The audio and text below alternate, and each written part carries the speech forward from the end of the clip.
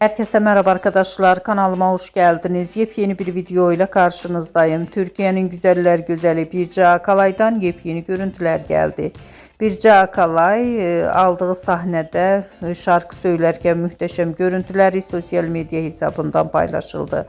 Ben de bu görüntüleri sizler için YouTube kanalımda video halinde sunuyorum arkadaşlar. Umarım beğenirsiniz. Videomu beğendiyseniz kanalımı izlemeyi ve bildirim butonuna basmayı unutmayın. Şimdilik benden bu kadar olsun. Yeni videomuzda görüşmek üzere. Hoşça kalın.